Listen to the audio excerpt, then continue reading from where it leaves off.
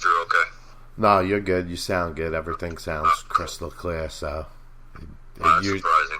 It usually don't sound this good. So. No, I was going to say that never happens.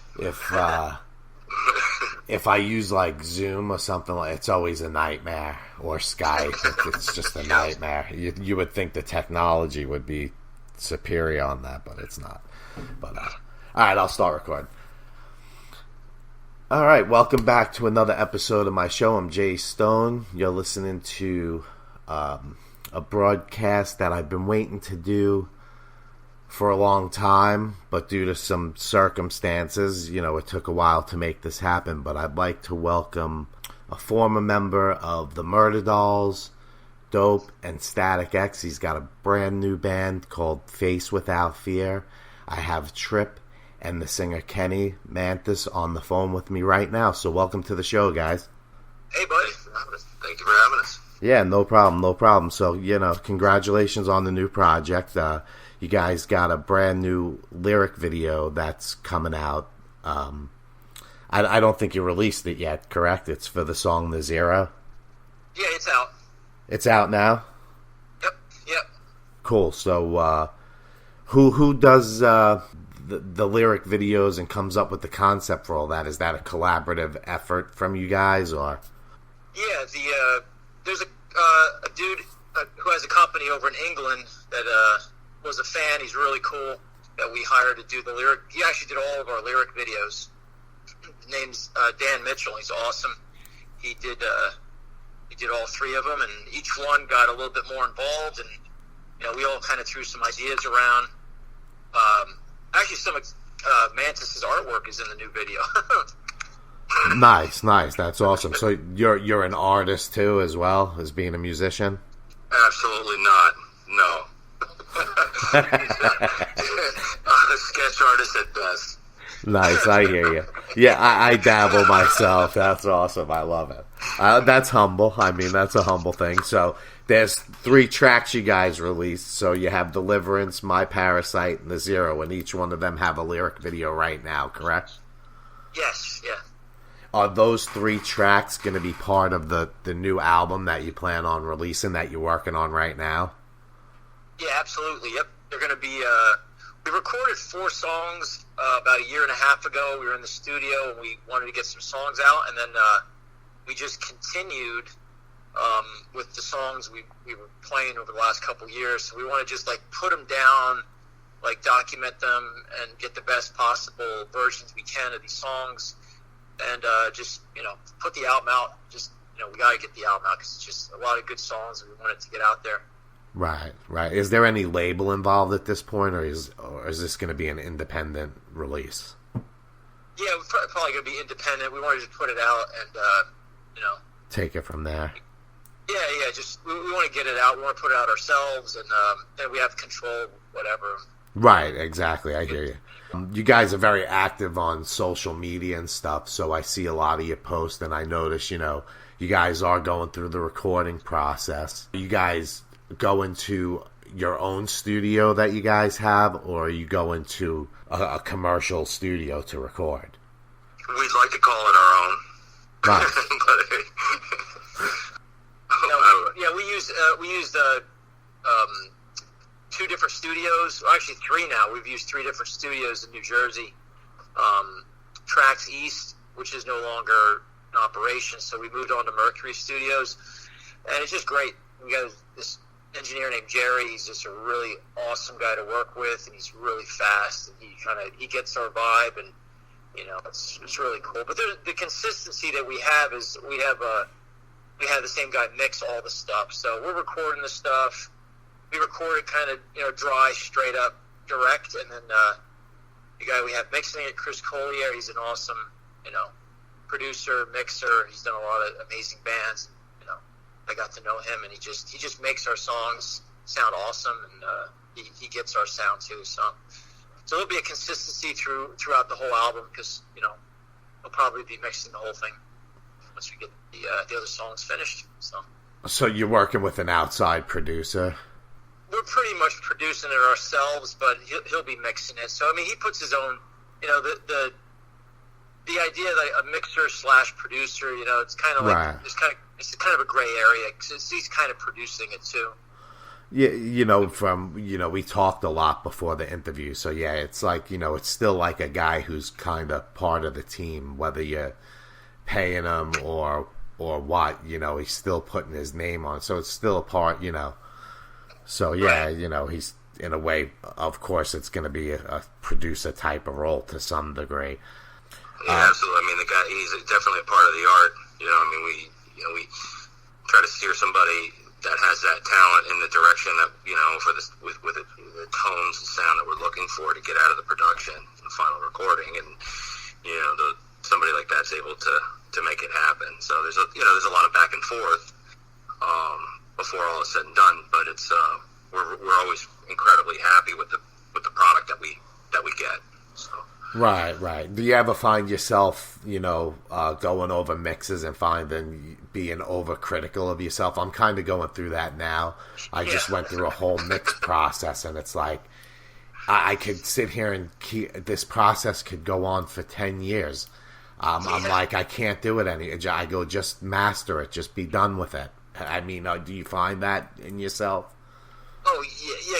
You end up listening to some of your favorite albums, listen to the latest releases of different bands you like, and your head starts to spin like, whoa, how loud should the vocals be, or the guitars, or I don't hear the snare drum or the kick drums, and you start to overanalyze everything, and it just makes it nuts, because like, I want more kick, I want more bass, I want more, this got buried in some amazing, like, famous records that we all love, like how many times we listen to them, we don't really understand the mix. It's just at some point, a professional has to listen to it and go like, all right, this is what needs to be. We all know, what we feel.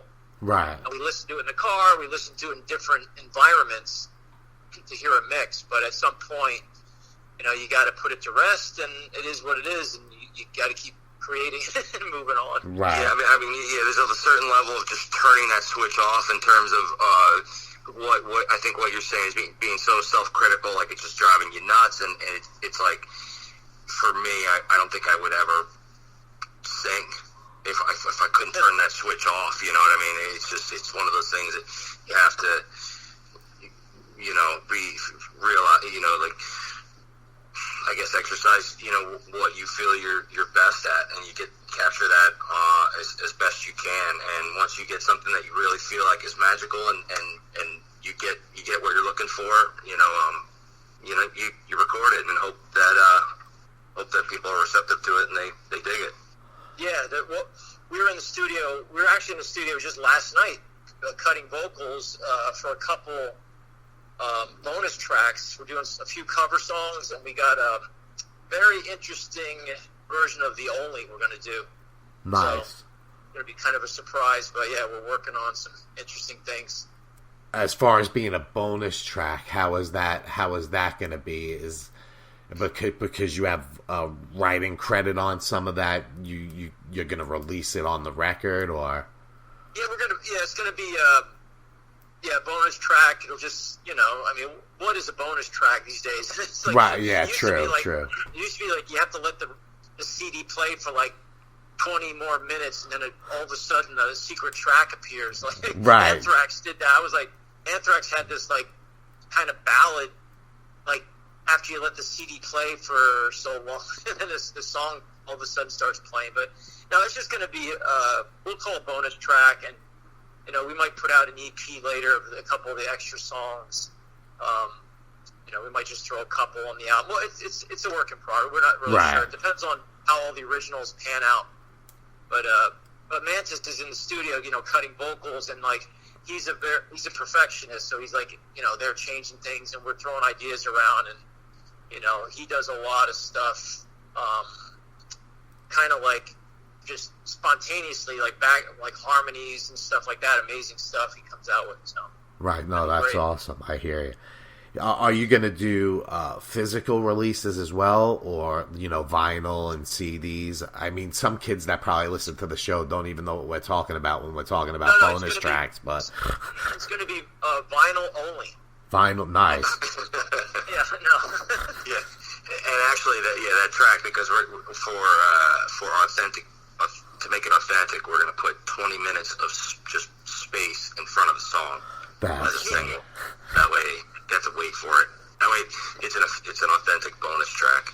Yeah. You see, cause, actually, I'm gonna when I release the album, I'm finally getting finished after 3 years. I'm actually gonna release it vinyl only first because just to get some, steam for it, and then after so many copies, I'm gonna go digital and all that through the distribution. But I don't know the whole Spotify thing, and I know it's good in a way because bands are getting a lot of plays, but they also don't return all of that money back to the artist that they're funneling in there. So it's kind of a catch-22, I guess. Yeah, it's kind of all of the above. If you can, release it on multiple platforms, which you get into a distributor for all that and all that. But to answer your question, as far as the vinyl, I think yes. I don't know exactly about vinyl, but we do want to put tangible products in people's hands. MP3s are great, and if people want to download the or whatever file format they may be in, the audio file, that's fine. And we hope that they go to iTunes or Amazon or wherever we have them right now. I don't know all of the platforms myself, to be honest. But we want to have some and we do have some merchandise, like some shirts and things like that. But we want to we'd like to we'll probably have when the record comes out, probably a limited amount. And Tripp, correct me if I'm wrong on this. I think we'll probably have a limited run of physical discs, and a couple other, fun things that we'll probably throw in there from the band. Yeah, little perks and stuff. It's going to be a physical CD. It's going to be a traditional physical CD release. And then for people who want to download, you can download the booklet, download all the content. But we might make something special for people who buy people who buy the actual CD. It'll have a track that's not downloadable, maybe, or something. Maybe it'll be a bonus on the actual physical CD that you get that you won't be able to get online. Maybe, I don't know. I don't know. I hate for bands to do that. Yeah. It's a marketing thing. I mean, you got to do that to keep the interest of people. So it's like everybody's doing live streams, and Korn set it up where their live stream was gonna go live, and the day before they announced we're done with our writing our new album. So it coincides with everything. But you guys did a live stream June of last year, so you want to talk about that a little bit? Well, yeah, that was in the middle of coronavirus, and we were just getting antsy and trying to figure out what we want to do, and it took a couple months to plan it out because we couldn't rehearse anywhere. We're not a band that has a rehearsal loft or anything. We got to go to studios, so it was like, all right, where are we going to go? And we found a friend of a friend's basement, and it just worked out. We had a friend of Kenny's offered to do production. Nice. And it just came together amazingly. We still have some material we haven't released from that yet, actually. Nice. Shout out. yeah, Shotwell Productions. But yeah, it was a lot of fun. But we had some glitches, but we released a couple bonus songs from that. We did a 5-song live stream that people can look at on YouTube, and then we released 3 extra songs from that we edited.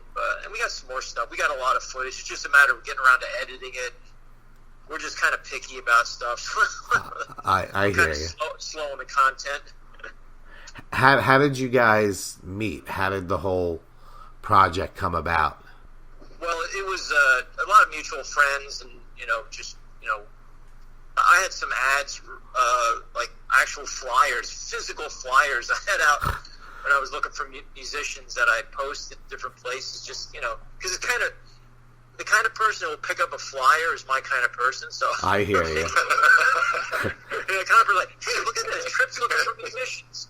Interesting. Yeah, a lot of the same circle of people, or certain, areas that musicians would go. I had my girlfriend at the time put my flyers in ladies' rooms, so like girls would see my flyers. That's actually when I saw it. That's weird. Wait a minute. That's where I got the flyer. Oh. I just thought, maybe chicks would say, hey, look, tell their boyfriend, Tripp's looking for a band, like for musicians. Or whatever. But Kenny's found it in the ladies' room, right? So that's what you were identifying as a woman that day or something. Yeah, so it was fine. It's completely acceptable that day. Yeah. She was at the ladies' room. Yeah, I just go by Kendall that day. Yeah. So what previous bands have you worked with, Kenny?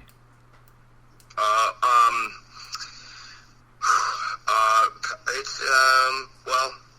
I got into the short story is I got into the rock thing, pretty young, and really, idolized a lot of the British invasion bands. The second wave, I should say, so the new wave of British invasion bands. So you're talking Judas Priest, Iron Maiden, big arena bands that had a lot of a big show, a lot of energy. A lot of them had two guitars with different things going on, or dual solos, all that stuff, and it was just like over the top, just kind of, and of course, Kiss and bands like that, anything that was like a lot of arena rock, and then,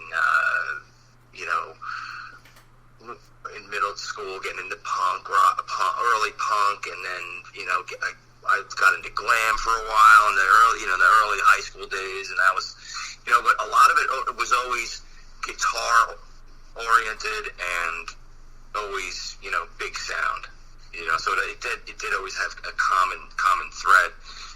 But as far as starting to play, got into some projects when I was about 16 and played a couple different instruments, playing drums, guitar, singing and stuff, and played in a punk band when I was going to school in Dallas, Texas, and really started getting back into playing metal in the early 2000s when I started playing in a group with my brother, Crush Pile, and that band was, did a lot of good stuff in the tri-state area for being an independent band, and really only using our own money and a couple of small outside investors or whatever, but we had a great time, a lot of good times, but that was about it, and then next thing you know, we're I'm meeting up with Tripp, at one of the rehearsal places, and we're like,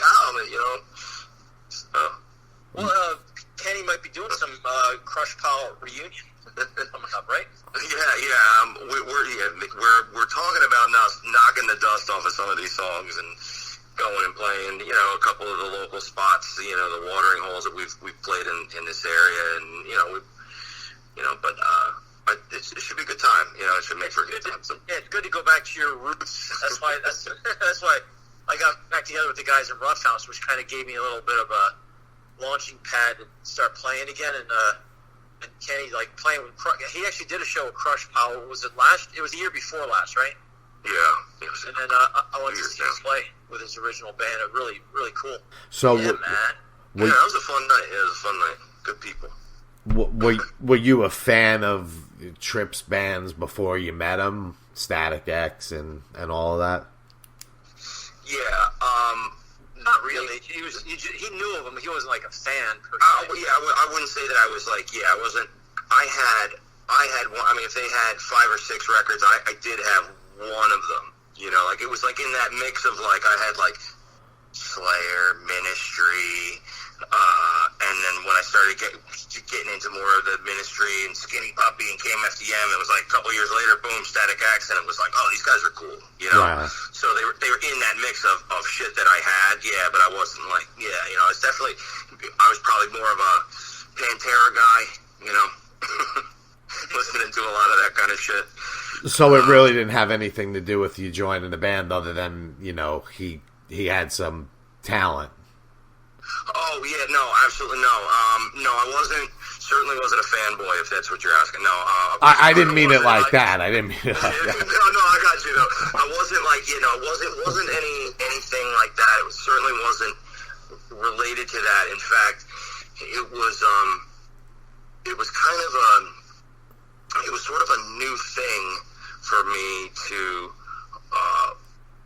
in terms of the writing style and the way Tripp operates and the way I wrote with my previous band. So there was a little bit of I don't know if you want to call it a learning curve or just like an adjustment of like figuring each other out, but it was really cool, and it was super eye-opening for me. Tripp's incredibly driven. He keeps a lot of notes, and he's very, very meticulous about things, on the back end, and so he's very good about saying, hey, listen, this is where we left off.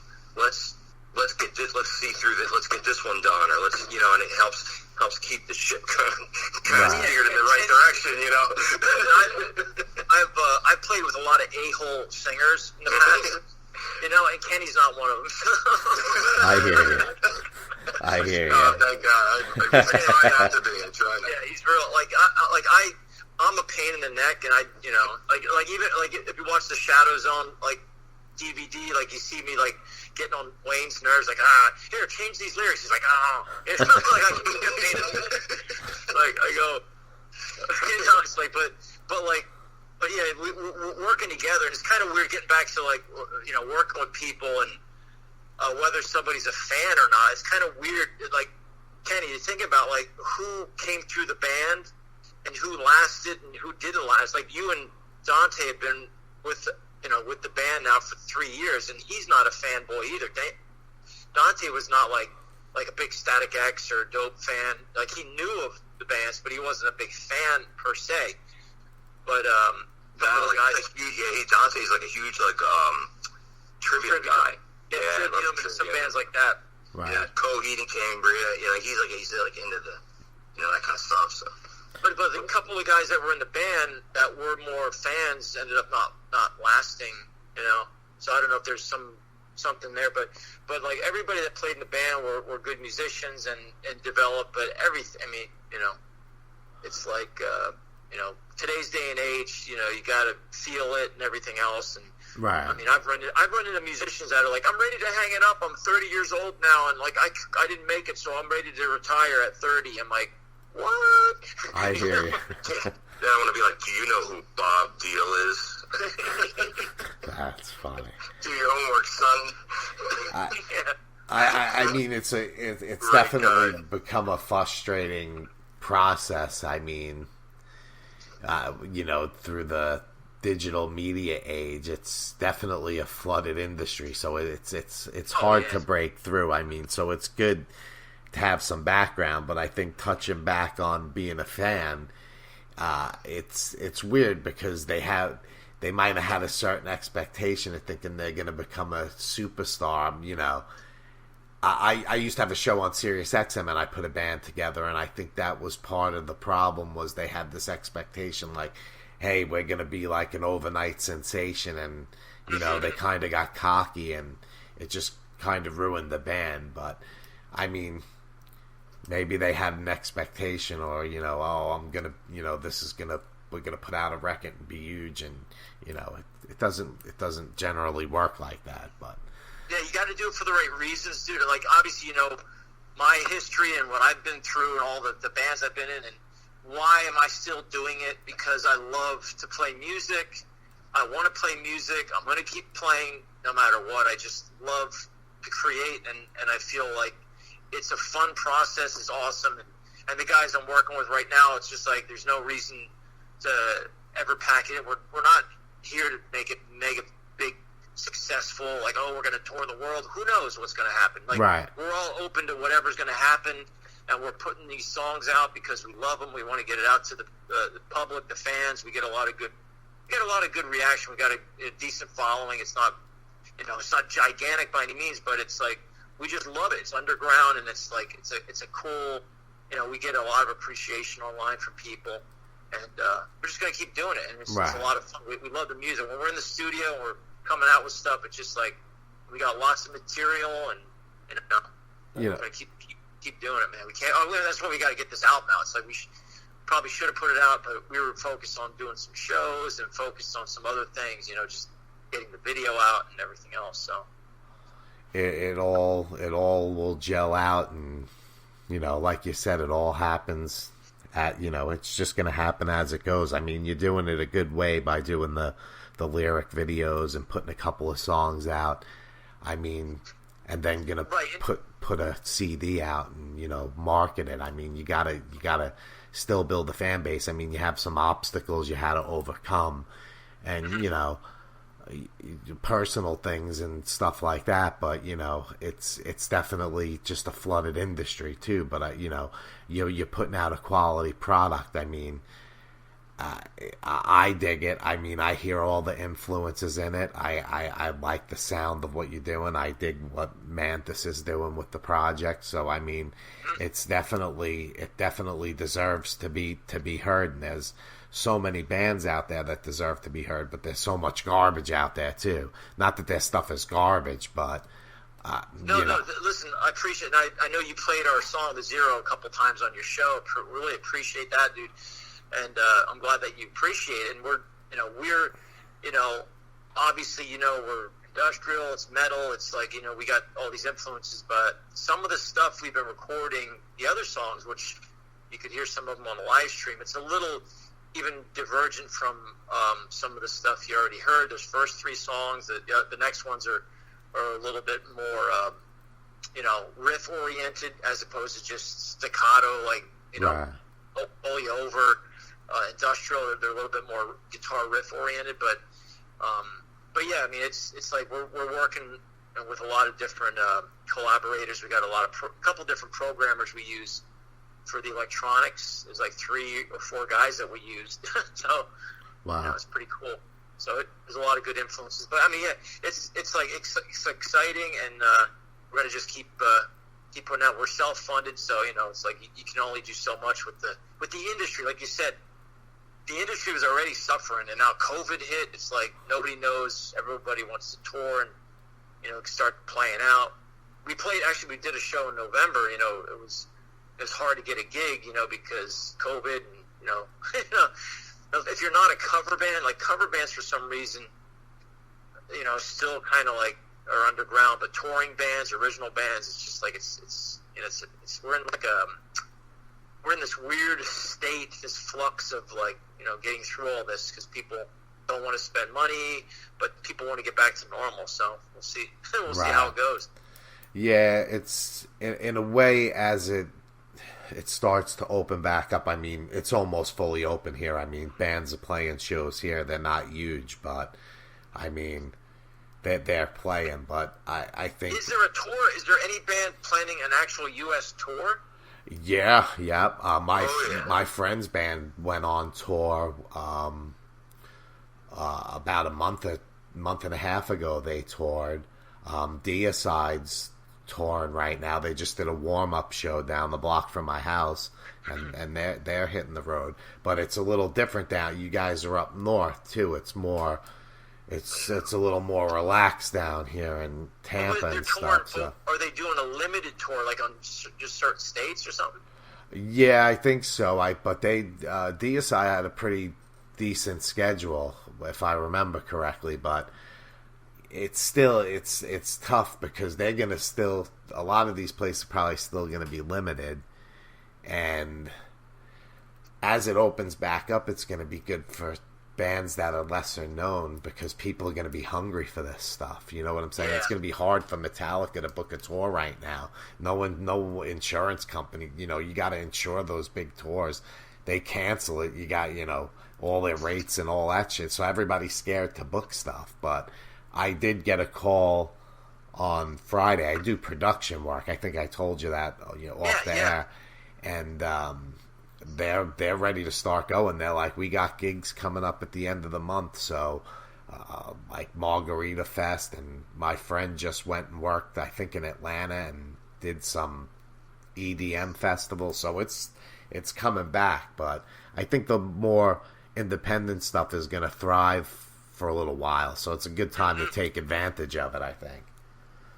Well, it's definitely going to be somewhat limited, but we'll see. The industry's got to, certain people got to take some chances, and I think everyone else will follow the lead. I see some festivals, these targeted, marketing live shows or small tours that are targeted to where you can play. They're playing it safe, so.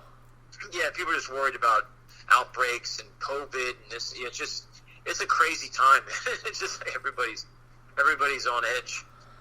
Yeah, I mean, you raise a good point, Jay, as far as like, ensuring a show and people, having some sort of a return if the show gets canceled and all that. Because I did see a couple, I was seeing some, big name acts and about, setting up tours for the summer and stuff like that. And I was kind of wondering about that. So. Yeah, I mean, I don't know. It could be great to see. I don't know to what capacity. Is it going to be 25, 30%? Are they going to space everybody out, all that kind of stuff, or is it going to be general admission when you're on the floor and all that? I guess it depends on the act and how they're gonna, put it together. Because I did go to a show back in December. It was the two guys from Shinedown did an acoustic tour. And it was socially distanced. It was actually it was really nice to see a show with like 100 people there. It was nice and mellow. It was actually like really good to just at that point to get out and see anything. And it, they sold it by the table, so you had to buy a table of 8. So people were buying the whole table and then selling tickets to friends and shit. But you didn't have to wear the mask. And then the next night, the next weekend, Steel Panther played to a packed house, no masks, nothing. I don't know how it didn't get shut down. My mind was blown. I couldn't believe it. I'm like, we went 1 week from sitting with 8 people we barely knew to enjoying ourselves, and then you see in that sweaty mess. I was like, wow. But not everybody's a believer, so to speak. Yeah, well, I mean, the other thing that's kind of going on, which is kind of like raining on the parade, is over in Europe there's still a lot of outbreaks and lockdowns going on in parts of Europe, which is a little bit stopping bands from booking tours over there, I think. Right. So, and then people, of course, if Europe's percolating with COVID, then people are like, someone's going to bring it over here. People start getting worried. So hopefully Europe clears up, because wherever there's a spot in the world, like India or whatever, people start going, well, they could come over here, Right. Gets worried. Yeah, so we've made really the best use of the time that we've been going through this. As a country, as a band, we've been trying to keep pushing forward and make the best use of the downtime as we can. And I think we've done a good job as far as getting in the studio. We've done a live right. show, a lot of new material. We're just and of course doing self-releases, there are ways to monetize that on the back end, and we're doing what we can to get it out there and let people know about it. And we do get some quite a bit of positive support online, which is nice to see. And we're getting a lot of people asking about a full length release, and that's very encouraging, and we appreciate it. And we're hoping to get that finished. Hopefully. In the next couple of months. Yeah, real soon.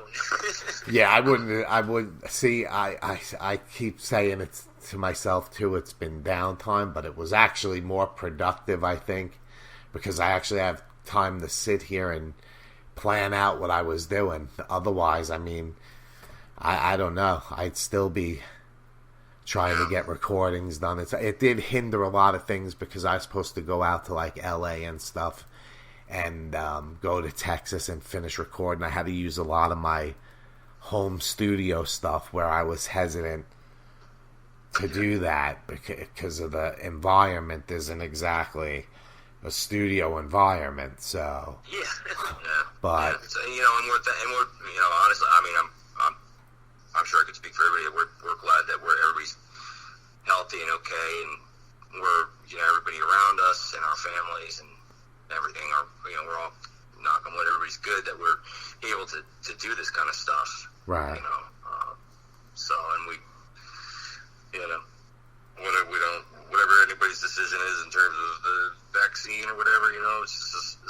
country keeps pushing forward and kicking ass, we'll be all right. Yep, we'll get through it. So that's all I got to say about that. Oh. But yeah, man, I think we made good time of it. I'm happy that we got the the live stream done. I'm happy we got the singles out, and yeah, we have definitely some stuff to look forward to as far as a full length recording. Probably some new merch goodies. Dante is going to release his brand new mustache and beard cream. So look for that. I've been seeing a lot of that beard cream stuff going around. Yeah, man. The beard oil. Yeah, man. Stash oil, stash wax. It's going to be Dante's stash wax. That's funny. So, I've been waiting a long time to have Tripp on the show. So, I want to talk a little bit about Dope, and that's kind of where my whole relationship with you guys started, way back when you were handing out demo tapes. When you first got started. So, I wanted to talk to how did you get involved in Dope? So you were back. Coming to the shows in New York City? You were there for like the Continental? Were you there in like the early days? Or? Yeah. I met you guys right when you put out the tape that Edsel says that Zim Zum produced. I still have them. I have like 3 or 4 of them that are still in the cellophane. But yeah, I came to a lot of the shows, the Bowery Ballroom. I was at a lot of the shows back in the day. Yeah. I was kind of more quiet. I think I sent you a couple of pictures of us together back then. That was an amazing time. I joined the band, and I think it was like October of '97. It was like, so it was in the '90s. It's crazy when you think about it. 1997. It's like, hey, I got a band, man, Dope. And when I met Edsel, it was pretty much him and his brother and this other guy who was a roommate named Jay Sloan, and he was the guitar player, but he was like an okay guitar player, but he really wasn't ripping it up. So we played these shows, and it was amazing, and we did the best we could. I brought my friend Preston into the band, and we just made it as awesome as we could, and we did great. I mean, the band got signed in New York City. Edsel, did a great job marketing it, and we pretty much put the live show together, and the energy and everything that me and Preston had together, this chemistry we had, we brought into Dope, that we played in like 6 different bands together in the 90s. So we brought that energy into Dope, a band that I had called Ego, which was an industrial electronic metal band, and we kind of just brought our energy from that into Dope. And we're actually doing an Ego song in Faces Without Fear, a song called Independence. So we resurrected that song, which is going to be on the album. So it's like a blast from that era. But I joined the band. I gave Edsel a lot of my material back then, and it ended up not getting used for whatever reason. but it was an amazing time, playing those clubs in New York City. Man, it was just so in your face type of shows. Right. No, it was great because it was so new and raw. The sound, it was. I don't know. It just at first, when I first got the demo tape, I think I was me and my wife were a guest at like the Marilyn Manson book signing, and that's where I got the tape. And at the first listen, I wasn't, I was like, it's, it's all right. And then I kept find myself going back to it, and I don't know, I just fell in love with it. I still listen to the demo tapes now. I mean, I still have all the flyers you guys used to mail out and stuff, so I was a pretty big fan. I became a big fan back then, so. Yeah, it was an interesting time, and we, it's amazing. It was a moment in time with the new metal scene and everything that was going on, from Marilyn Manson to Korn to Limp Bizkit, everything that was going on at the time. I mean, we were like involved with the band Stain too. Like, they were signed just about the same time we were on Flip Records, I think, and we ended up playing a lot of shows with those guys. But yeah, Dope just kind of like. But another big event that happened in Dope is like when we brought AC Slade into the band. Like he came in like shortly after the first year that we played the clubs, and me and Preston just pressured Edsel to, let's step the band up. Let's improve the band. And we didn't think the guitar player was pulling his weight. We, kind of lobbied to get AC Slade in the band, who just opened up one of the shows for us in his band Vampire Love Dolls. Right. So we petitioned AC. They said, hey, why don't you come and try out? And it was months of twisting arms and debating what would be the good thing. But we finally got Edsel to agree to get AC into the band, and then I moved from bass over to guitar. AC came in and played bass. So it was a big decision to switch over right when we were recording Felons and Revolutionaries. So, but it was definitely worth it, and it was in the pudding, so to speak. How much of I mean, it wasn't rocket science. It's not like brain surgery, but it was like. Yeah, I mean, look, at the end of the day, you just gotta get it across the finish line. Right, you gotta take it across the finish line. I didn't want to step on anybody's toes, but I was like, AC should be in the band, Right. No, it was a good fit. Actually, AC's been on the show. I ran into him when he played in Tampa, but Preston's also been on the show too. So I try, I've always, supported the after Dope life, I guess you could say, of pretty much all the members. Right, the reach that Dope had, like all the different members and what we did after that. But it was like it was a moment in time when you look back on that lineup when we played. I mean, it was me and AC and Preston and Edsel and Simon like opening up for Slipknot and Cold Chamber and Seven Dust and doing all these shows, and we held our own. We were like, coming out from the East Coast. We represented the East Coast, and it was like New York, New Jersey, and we were just like bringing it to the whole country. It's like, it was really cool to get out there and meet all these people and play. I mean, it led the opportunity for me to meet and develop a friendship with Joey Jordison and Wayne Static through all that, all that touring and everything. So it was amazing time. A lot of chemistry. Right. No, I'm a big fan of Murder Dolls too. I just that whole it all kind of crossed each other. I mean, a similar sound. I mean, that was a little more punkish, I think, than... Yeah, Murder Dolls was like punk, a little bit more punk, glam punk, whatever you want to call it, Misfits. And, me and Joey came together on we were both fans of Motley Crue and Slayer. They're like, hey, there's two bands that both use pentagrams, but they're like, didn't sound at all like each other, but they both used pentagrams back in the early 80s. They're like, hail Satan, it's right. Just like, you hail Satan with your lipstick, and we're going to hail Satan with our upside-down crosses. How did you guys meet Wednesday 13? Well, to talk about fanboys, he was kind of a fanboy, to be honest. I don't think that he's canceled like 3 interviews on me, and he says it was like his agent or whatever. I'm like, whatever. I don't even care, dude. Yeah, but no, he was a fan of Dope. So I met him when we were on tour with Dope, and every time we come through North Carolina, I don't know how. I mean, I guess he gave me his number, and we just got talking after the shows, and he was a cool dude, and he was giving me his CDs and his.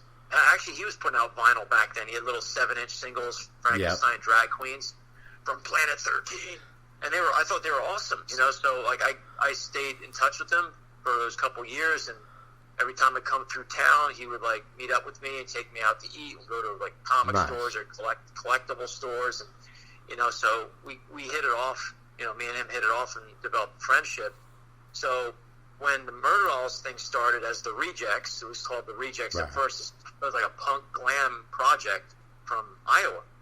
And here's the weird thing about it, Jay, is like Joey described it as Slipknot was a side project of the Rejects. Like the Rejects were bigger than Slipknot in Des Moines. That's what he told me.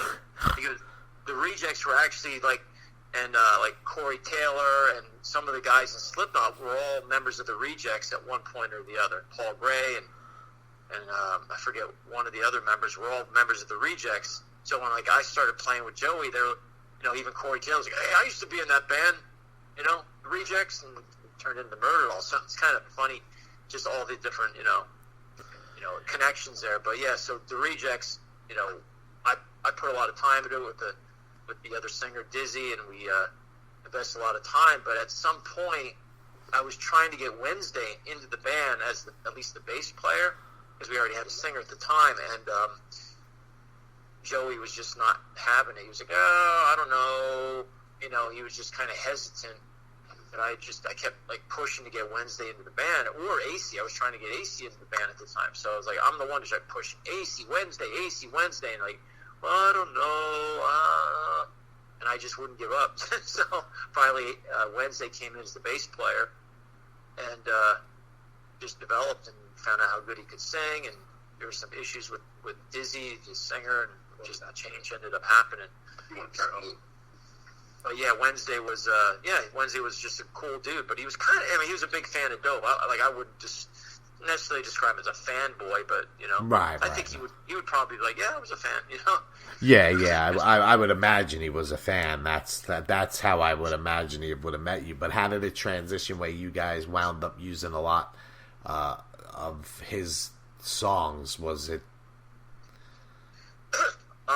It was just something that came together. Like the songs, the Reject songs, some of them survived to the first Murderdolls album. I think like People Hate Me, and some of those songs were Reject songs. But Joey just was into Wednesday's shtick, and they took the songs and they melded them together, and they brought some of Wednesday's songs in just as they were. The Frankenstein Drag Queen songs, and it just kind of married the two sounds together. The Rejects and Frankenstein Drag Queens just kind of evolved into the Murderdolls. But the actual name Murderdolls, I was looking through some of my old notes, because I keep meticulous notes, and I have a notebook, and it says Wednesday and Tripp's band name ideas.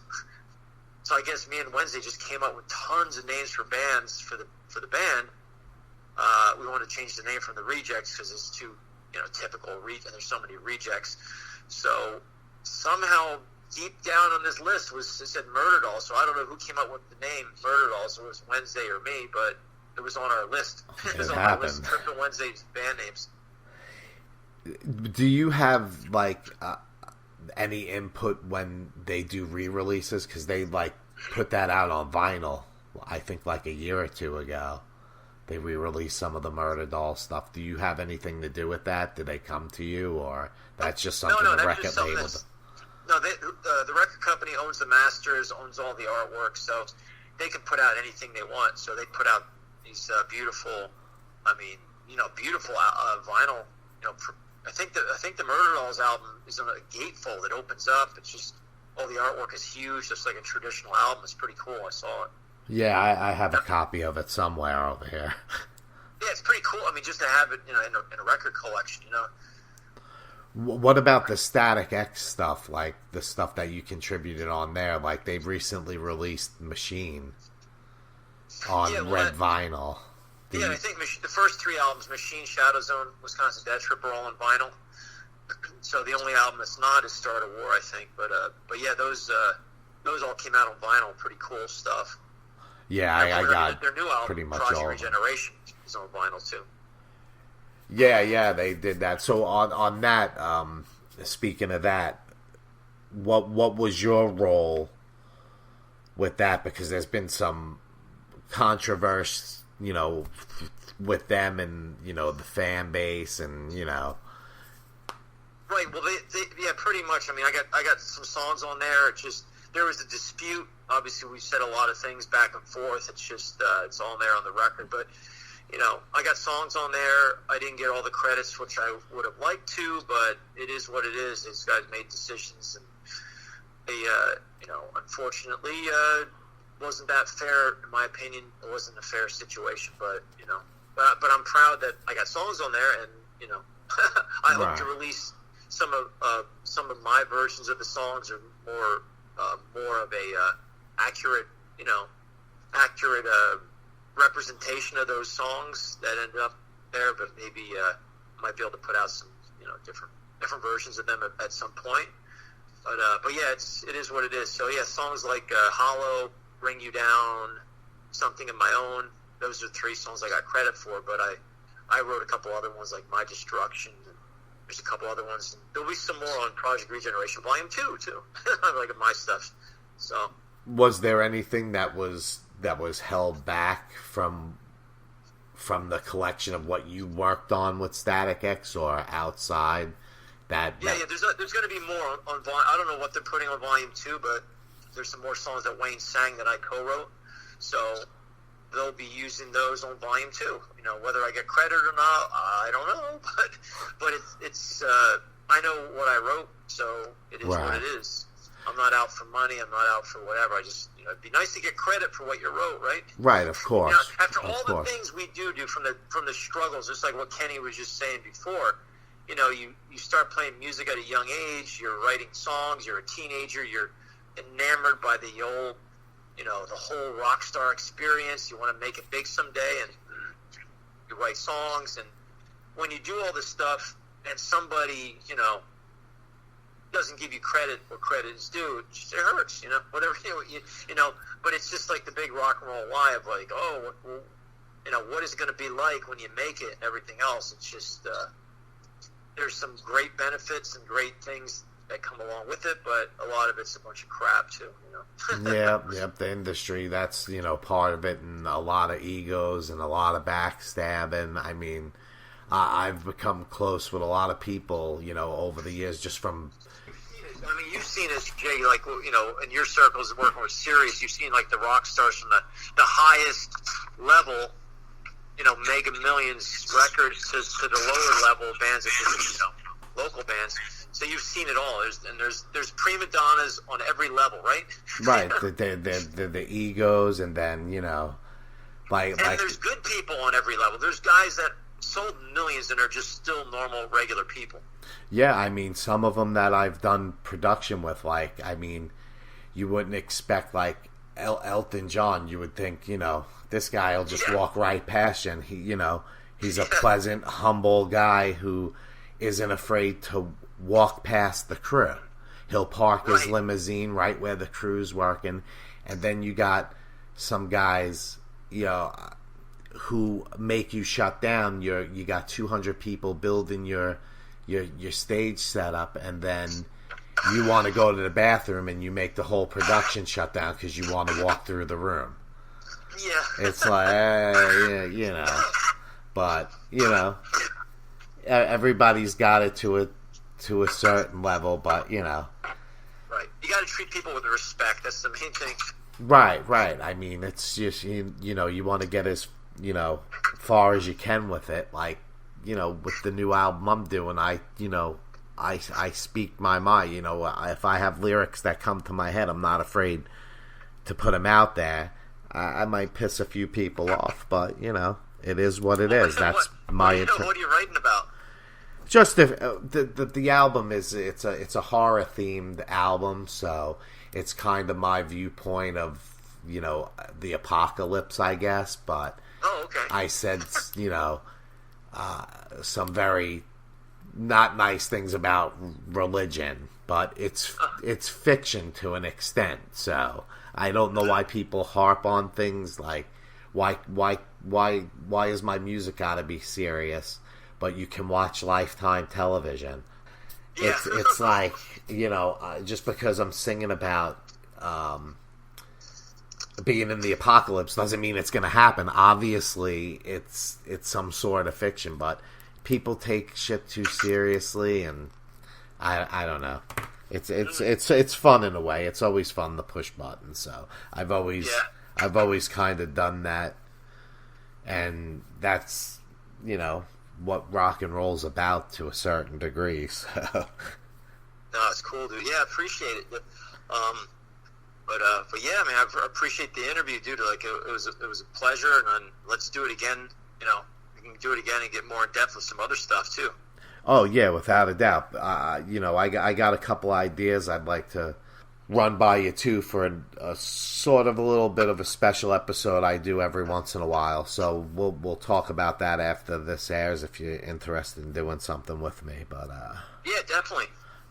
It'd be good promotion. It's more about, you know, going over the songs you wrote and talking about, you know, the meaning of it, and you know, we'll take it from there. But yeah, I appreciate you guys calling in.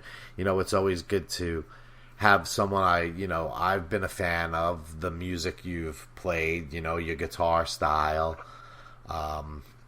I've just enjoyed it, so it's been a pleasure, you know, to have you on the show and to talk to you over the past couple of months up into this point, setting this up. So I appreciate you taking the time out, you know, of your day to talk to me for my show and for what I do. So you know, yeah, definitely. It helps me too. When the album comes out, we'll have like more. We'll have more of the band members on too. We could do like more of a full band interview or something too. It'd be cool.